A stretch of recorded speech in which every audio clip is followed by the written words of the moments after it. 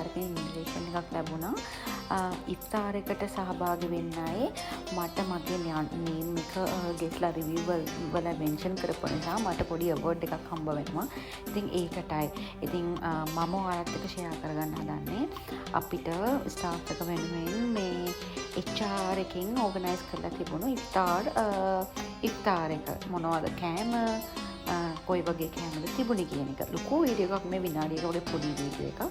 මේකත් මගේ ජීවිතයේ එක්ස්පීරියන්ස් එකක්. ඒ කියන්නේ මම බුද්ධ ආගම කෙනෙක්. ඒ වුණාට මම හැම ආගමකම ගරු කරනවා. ඒ නිසා මට ලැබිච්ච අත්දැකීම ෂෙයා කරගන්න තමයි මේ වීඩියෝ එක මම ඔයාලත් එක්ක ෂෙයා කරගන්නේ. මම නම් ලොකු දේවල් කෑවේ නැහැ. මොකද මේ දවස්වල මම පොඩි ඩයට් ප්ලෑන් එකක් යනවා.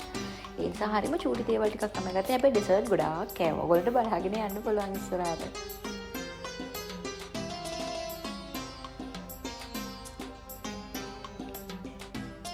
මම කන්නේම නැති දෙයක්.